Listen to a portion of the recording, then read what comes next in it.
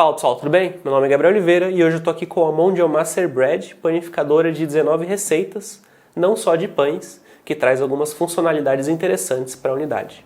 Apresentando para vocês os principais resultados dos testes que fizemos, então sem demorar demais, bora lá!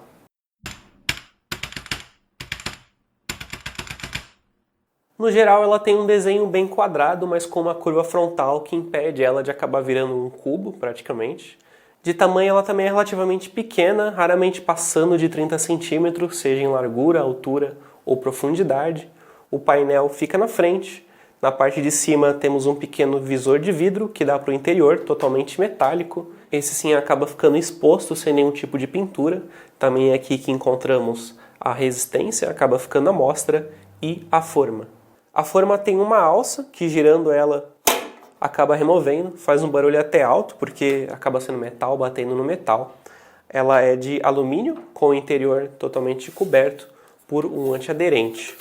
Tem capacidade para 2,8 litros e também é incluso o batedor com o mesmo antiaderente da própria forma. Ele tem um formato ou de asa ou de orelha de elefante, dependendo de como você queira chamar, mas não é o único item que acompanha a unidade. Inclui também um copo e uma colher medidora, ambos de plástico. As medições de ambos são bem precisas até. Há uma certa diferença, cerca de 5 ml em cada medição, mas na maioria das vezes não vai ter nenhum tipo de problema com a receita.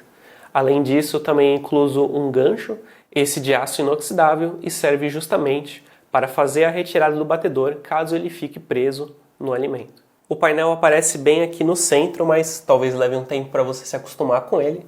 As 19 receitas aparecem listadas na parte de cima, são 10 pães, 5 outras receitas e 4 comportamentos diferentes. Mas no display LCD em si mostra somente um número que faz referência às receitas que ficam na parte de cima. O tempo mostrado é bem próximo do tempo real. Na verdade, nos testes que fizemos, o tempo quase sempre se igualou, e a diferença máxima acabou ficando com 15 minutos a menos do que o tempo estimado. Também centralizado você encontra a função timer, ela é responsável por atrasar o final da receita, então se você colocar um timer de 10 horas, ele vai terminar a receita daqui a 10 horas, não começar o ciclo. Essa função não está disponível para todas as receitas, porque entende-se que em algumas delas você vai acabar utilizando alimentos bem perecíveis, e aí, por conta disso, deixar esses alimentos no interior da forma sem nenhum tipo de refrigeração não é recomendado por questões de saúde. Inclusive, se em outra receita que permite a função timer você for utilizar alimentos perecíveis, considere, provavelmente não é uma boa escolha utilizá-la. Outras duas funções bem comuns são a de peso e a de cor. Elas são representadas por setas que aparecem no topo ou na parte de baixo. A função de peso tem opções de 500, 750 e 1000 gramas. Elas acabam adicionando um tempo maior à receita, cerca de 5 minutos para cada etapa. E a função de cor, para você escolher a cor da casca do seu pão, claro, médio, escuro, acaba aumentando a temperatura em que ele assa para te entregar a combinação desejada. Como a opção de cor é bem pessoal, recomenda-se que você observe a receita para poder configurar ela do jeito que mais te agrada. Uma outra função que não aparece no painel é a função manter aquecido, mas após as receitas ela acaba ficando ativa por 1 hora, mantendo o interior quente por volta de 90 graus. Fizemos algumas receitas, sempre seguindo as instruções do manual. Descobrimos que as receitas de pão são relativamente parecidas, todas elas batem a massa, elevam um pouco a temperatura para ajudar na fermentação e depois começam realmente a assar a massa. Porém, elas acabam se diferenciando na temperatura e tempo em que assam a massa, no tempo que batem o bolo e no tempo em que ajudam na fermentação. Também vale ter uma leve supervisão na receita, porque durante o processo de bater ele pode acabar avisando que precisa de mais líquido. Esse foi o nosso caso, quando fizemos a receita de pão caseiro, foi necessário adicionar um pouco mais de leite, porque a massa está ficando seca. Mesmo assim, depois de adicionar o leite, fazer todo o processo, o resultado foi bem agradável, uma casca fina e bem crocante e um miolo macio.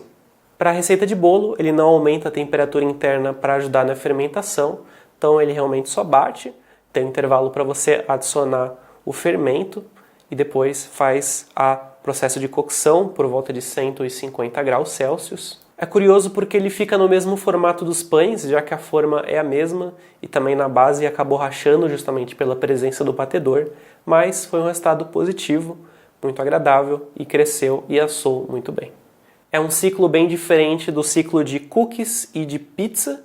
Esses dois são relativamente parecidos, como é apenas para preparar a massa, ele apenas bate misturando os ingredientes e depois faz o pré-aquecimento para ajudar também na fermentação.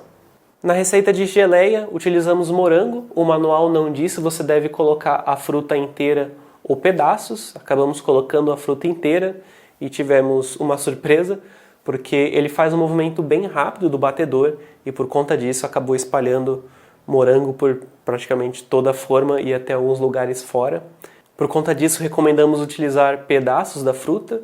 Durante o processo ele também aquece e fica com o interior por cerca de 145 graus Celsius para fazer a cocção.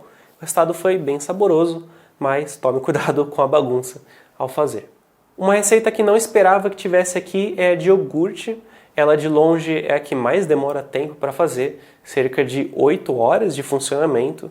Durante esse tempo todo ela permanece com uma temperatura mais ou menos por volta de 45 graus. Eu digo isso porque para lidar com essa temperatura a resistência fica ligando e desligando e tem uma boa variação da temperatura externa, da mínima para a máxima dá cerca de 15 graus de diferença e seria mais interessante se tivesse um controle mais preciso dessa temperatura. Mesmo assim, tanto o sabor quanto o odor e a consistência era justamente o que esperávamos de um iogurte natural. Foi aprovado por todo mundo aqui na Arpija, um bom ponto positivo da unidade, mas lembre que são insumos bem perecíveis e você não quer deixar aqui no interior sem refrigeração. É um daqueles casos em que a função timer, por exemplo, nem funciona. Na função de tostar, ele mantém o interior em cerca de 185 graus Celsius e acaba fazendo um movimento mais lento do batedor em relação à função de geleia. Até talvez a função de geleia poderia usar esse mesmo movimento para não acabar sujando tanto a unidade por dentro. Mas utilizamos em duas situações. A primeira para torrar grãos de amendoim. Nesse caso, os grãos ficaram bem dourados e a casca soltando com facilidade. E a segunda para fazer amendoim doce. Nesse caso, a crosta açucarada se formou bem, sem ficar muito grossa. Uma questão, esses alimentos açucarados, secos, acabaram se incrustando também no interior da forma. As outras receitas são mais funcionalidades. Temos, por exemplo, a maçã, que tem uma interação única com o timer. Aqui o padrão são de 8 minutos, mas se você quiser você pode adicionar mais tempo no timer para até 45 minutos de sova. As últimas duas restantes são descongelar e assar, tem o mesmo funcionamento, ambas funcionam por meia hora, com a diferença que em descongelar fica por volta de 55 graus no interior, enquanto para assar ele eleva a temperatura para cerca de 175, 180 graus. O consumo da unidade depende bastante de qual receita você está fazendo e com qual frequência.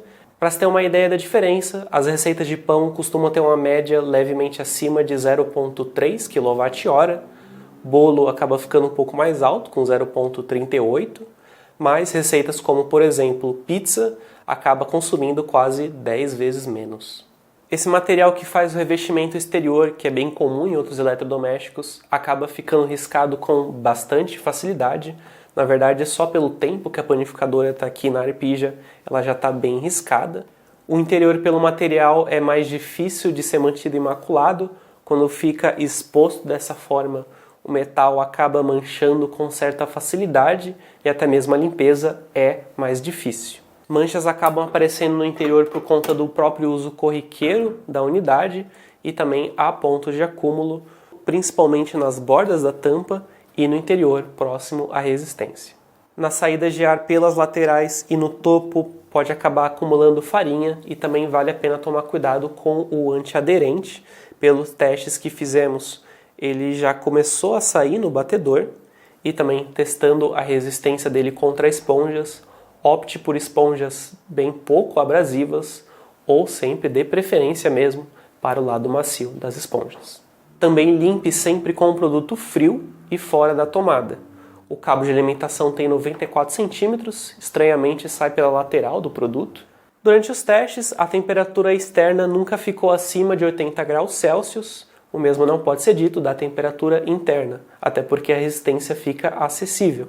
Mais um motivo para você esperar a Master Bread esfriar para qualquer tipo de interação interna com a unidade. Os 4 pés de borracha dela fizeram um bom trabalho em manter a unidade estável, independente de quanta massa ela estivesse batendo. Inclusive, vale ficar de olho na recomendação máxima da unidade. O manual diz que não faça receitas acima de 4 xícaras de farinha e 2,5 colheres de sopa de fermento. Pessoal, esse foi a Mondial Master Bread. Me digam o que vocês acharam, se tem interesse de ter um panificador em casa, ou se você já tem, se você utiliza ela mais para fazer pães mesmo, ou explora as outras receitas também.